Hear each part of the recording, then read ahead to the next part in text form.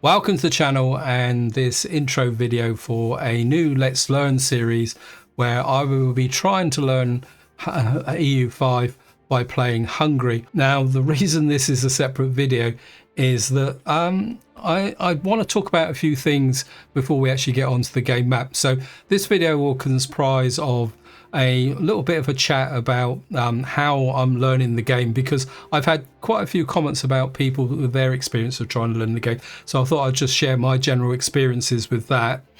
Then we will move on to the country select option, and I will go over the reasons why I'm explaining Hungary. And then of course we'll get into what we could call the more formal start of the game by looking at the various bits and components that are on the country select map. And if you're experiencing the game now, you know that means that I'm not going to be doing the recommended playthrough route which I used on my Holland series. Now, if you're not interested in the intro and you're familiar with the process of selecting a country and you just want to get straight into the gameplay, feel free to jump forward into part 1 of the series, where I'll be starting as fresh on the actual gaming map. If you decided to stay, welcome. And the thing I want to talk about is the fact that most people know that, well, Paradox games in general have a very steep learning curve, and EU5, this learning curve is almost vertical, I suppose would be the right way of saying it, because it's probably one of the most in-depth strategy games that Paradox have ever created. In fact, I would put it up there amongst any strategy game that's ever been written. That presents a challenge for new players. Before I started this video, I actually took a look at Steam, and I was really surprised to find that I've got 63 hours in the game already, and I feel like I've barely learned anything, and I'm in that little foothills at the bottom of that massive steep curve. And I sat down and I thought, well, all I've really done is one recorded series. That's my Holland series, if any of you follow the channel. So I added up all the recorded video for that, and it came to just over 20 hours. So then I sat down and thought, well, where's the other 40 hours of gameplay gone? And what I've been doing came down to two things. That was time spent in the game just looking at the interface, going through it, virtually reading as many tooltips and back correlating it to it. Also, the fact that what I have been doing off camera with my Holland series is that when I've dropped a save, I've gone back off camera and I've kind of gone through all the various bits and pieces with conditions like control and a lot of the different settings, just to try and get an understanding what was going on at that point in that series, and more importantly, where I was going wrong. And then the third area, which is probably the biggest area, is I've kind of hit on a way of dealing with tutorials, and that is that when I've been watching a tutorial where they've been talking about specific tips, like say how the market works or how you improve control, what I found to be very useful is to have the game open in the back, either on the initial startup screen of any random country, or if you've played a little bit and you've got a save game, go back in and then relate to what they're talking about with what I'm actually looking at this, in the game. Because what I found is that with a lot of these videos where they talk about specific attributes of the game, like say, for example, building buildings, the players don't really explain where that information is coming from. And I found that using the opportunity to look back and say, well, where is that information coming? Where are they actually clicking? Because quite often they go click, and you don't see where that's coming from. Because another thing they tend to use, and I'm not being critical about this, is they use shortcut keys. So the mouse doesn't appear to move. They just click and up comes the shortcut key. So that is quite a big factor. That when you're watching these tutorials, you're getting the information from the tutorial, which is very useful, but at the same time you need to have a bit of background, and that's where having the game open in the background actually makes a big difference. And so I strongly recommend, if you've got the game and you're watching tutorials, I mean, the playthrough tutorials are slightly different because they are the story's being built up. Look at it for yourself in the game. It really reinforces the points and improves your understanding. Hopefully that will make sense. What I will say is that if you've got any questions about how I'm learning and what progress, where I've had problems, feel free to put a question in the video description, and I will try and answer the best I can. It's just around this quick section up. If you've got any suggestions about other ways to learn, feel free to put it in the video description. If you've got any questions, feel free to put it in the video description. Therefore, if anyone who follows my channel knows, even if it's not related to what the video is, if you put a question in there, I will always try and answer that question for you to the best of my abilities. That's the only caveat I will put on it. In any time, if you've got a question, if you want me to explain something that you saw me do, always feel free to put it in the description. And more importantly, if you feel that I'm doing something wrong, tell me. I will never take offense, even if you say, oh, you're a complete idiot, you've done this completely wrong. I always take it from a positive perspective, because that's all part of the process of learning how to play games. In fact, it's the process in life. You always learn more from your mistakes than you ever do from your successes. That lecture out the way, let's just get into what we're really here for, which is we're going to be playing a new game. Now, as I've already alluded to, I'm not going to go into play with recommended countries, which I did with Holland, but simply because I think it's time to take the training wheels off a bit, in a metaphorical sense. And we are going to be playing Hungary, but we're not going to start Hungary from this one. We're going to start Hungary from the other one. But while we're here, I just want to say why we're playing Hungary.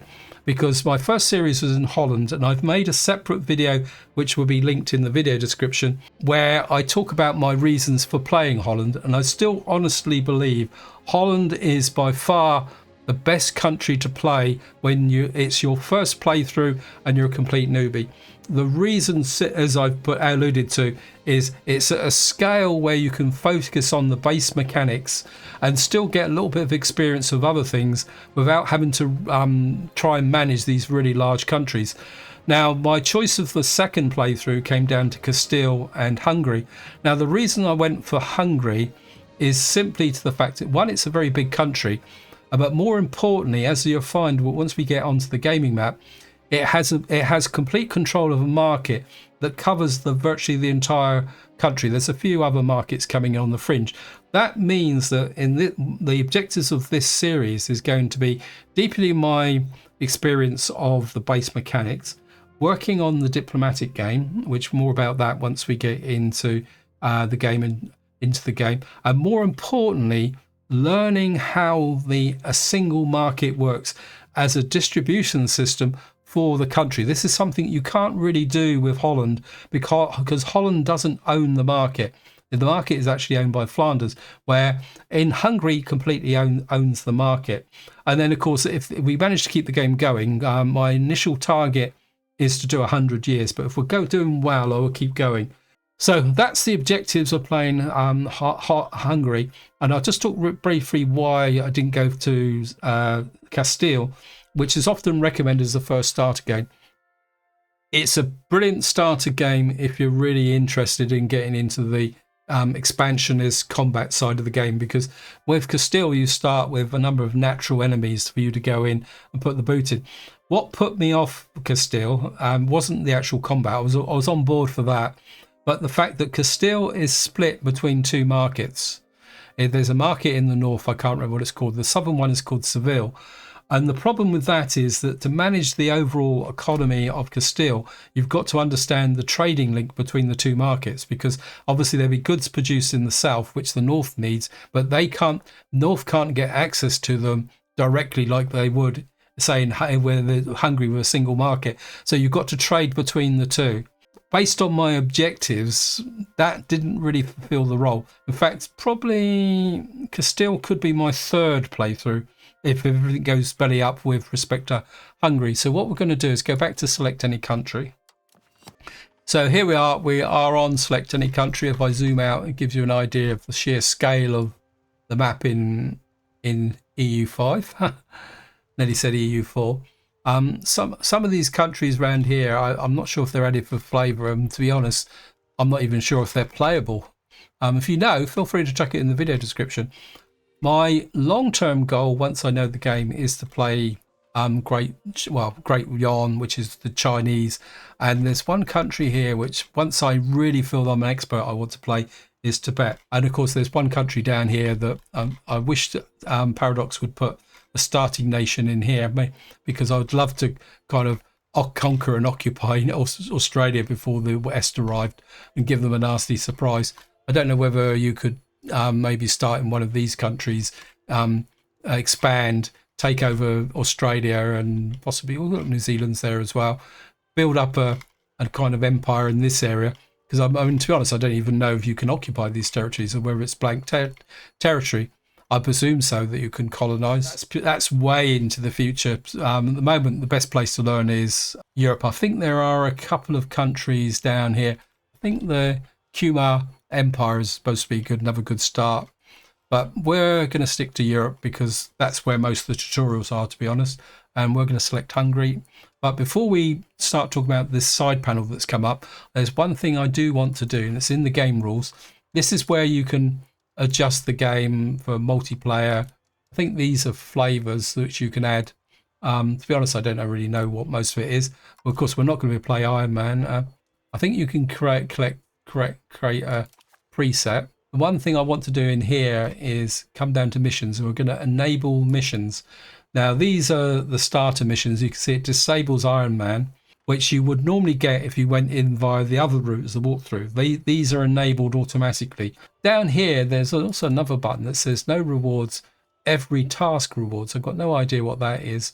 But what I'm going to do is just leave it on only mission end rewards, because what I'm looking for is not so much the kind of the rewards. What I'm looking for more is the actual, how can you put it, the guides that we're going to need when we get to certain mechanics, like especially trade. That's the big one, because there's absolutely no point worrying about trading until you've got a handle on the basic kind of economics, building up control, building up production lines, have a really good understanding of the market. If you're not sure what I'm talking about, I will be going into it in part 1. And there's also diplomacy. In fact, I would go as far as to say that if you don't like the trading in this game, I think you could quite successfully play it just by automating trade and say, I think you can just avoid ever learning trade whatsoever. Personally, the economy and the trade side and production lines that interest me more in this game than the actual going out and painting the map, because I keep trying to have a stab with Victoria 3 and also Crusader Kings 3. If you're interested in those games, if and when I get to a point where I can say I can competently play EU5, I'm going to repeat these Let's Learn series for Victoria 3 and Crusader Kings 3 as well. So if you would like to see a Let's Learn on those, feel free to put it in the video description. Finally got through all that lot. This is get down to the nuts and bolts of why we're really here. We're going to be playing Hungary. And when you want to select a country, if you go around here, you can get an overview of all the country you want to play before you actually commit to it. And it's certainly worth reading this. I've read it a couple of times, and I'll just kind of go through it very quickly. And of course, we're playing in the Hungary, and what this is a general overview. But what it does here, it says we're a monarchy, we're a settled country. A settled country is something that's actually a country that owns, as it says, owns locations. I've got no idea what an unsettled country would be like. We've got 51 country events. Now, what these are dynamic, as it says here, are dynamic historical events related to Hungary. So this is what you means that when we see in dev diaries and you see players talking about flavour events. These are specific to Hungary. And then we've got 17 country bonuses. These are bonuses which, again, add flavour to the game. These are specific to Hungary. Although some you've got to be a bit careful of, which I'll talk about in a little while, where they're slightly more generic. We've got King Andrew, was it Karoli? I think in Hungarian, this softens the K, either the K or the R. Apologies for my bad pronunciation. So he's 49 years of age, so he isn't going to live very long. And on the right-hand side here, he's got reasonable traits. And you can see there's a whole breakdown in traits here. I'm not going to talk about it. These are the advantages and disadvantages of his traits. And if you want to go through in detail, feel free. But I think when you're learning the game, all this lot's pretty meaningless, to be honest, beyond like administrative cabinet power bonus, which is 33%. And then that, as you can see, this applies to all of them. And what we got here is an overview of the country. And again, what it's telling us here is the primary culture is Hungarian. which you can see down here because it says we're 54% Hungarian. This is another reason why I wanted to play Hungary, because one element of the game, as far as I can tell, is going to be managing different cultures. You can see the country's Catholic, but I think there, if you go there, I'm not exactly sure if you can see it. On the right hand, on the eastern side of Hungary, there's a little bit of Orthodox coming in. So there's a potential for a little bit of clash with religion there. And down here we've got a number of 889 locations, which is a lot more than Holland, of which 14 are urban. That means we've got 14 pre-built cities to deal with and manage. And we've got a population of 3.81 million here. You can see it's got Hungarian, Slovakian, Croatian. So you've got all those different there. And at the bottom, we've got a breakdown of our population. You can see there, by the vast majority of the population are peasants. We've got a reasonable tax base of 92.98. Of course, you've got to remember with the tax base, you don't get all that. That's not the tax we're going to earn. We have to get a tax share, which is what's highlighted here. And again, I'll be trying to go into a little bit more depth of that because I have learned a few more things since the end of the Holland series. We've got a potential military size of 17,000, although you can see here that it's predominantly levies. Now, of course, the navy is going to be 0 because at the moment Hungary doesn't have a port, which is going to have an effect on how we manage the control. But there's something that you do want to be aware of once we get into it.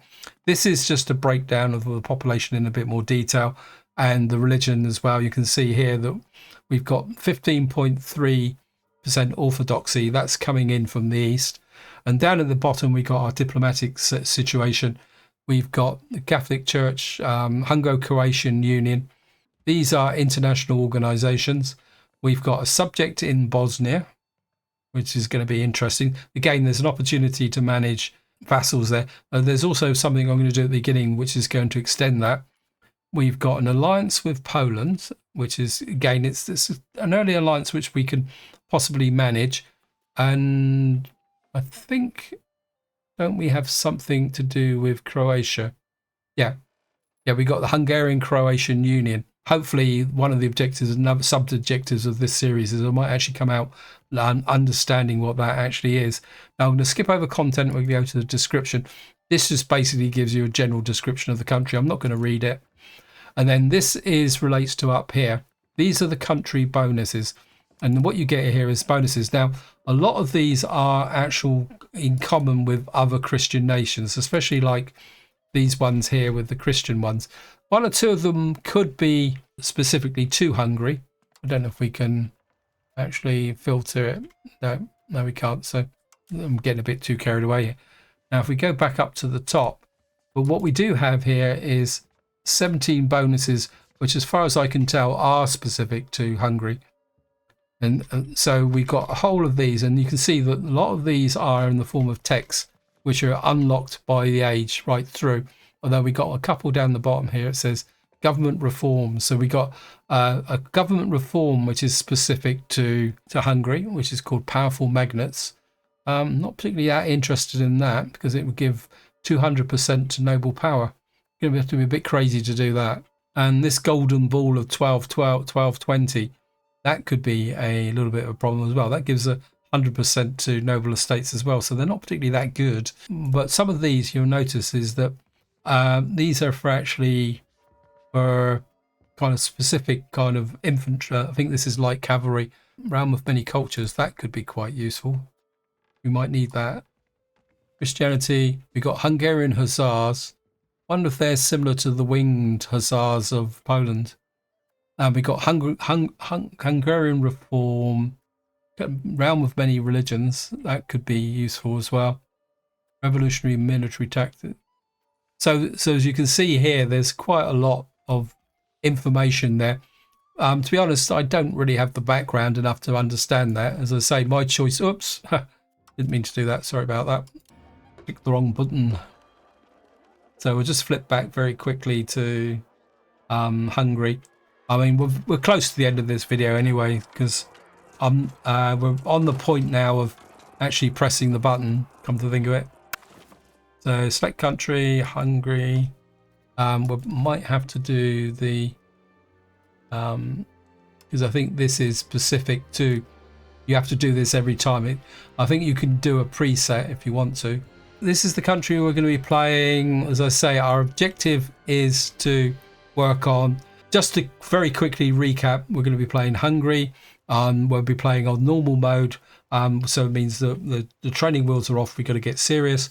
The focuses of this series is going to be deepening our understanding of the basic mechanics, certainly proximity and control, developing a way of managing the actual market that relates to Hungary, and possibly work on some diplomacy and managing religion. And of course, because we've got Serbia and Valencia here and Bulgaria, and of course we've got the Byzantine Empire down here, we're liable to get into some interesting wars as well, but hopefully they won't pile in too quickly, because I think the natural expansion route is down this way, because I think trying to fight into this mess will be very, very difficult, especially as I think Poiuymew is quite powerful. Yeah. So this is going to be our natural expansion route. I think trying to get up into here is going to be an absolute mess unless we can get a really good alliance. Poiuymew is a pretty powerful country, so we don't want to mess with them,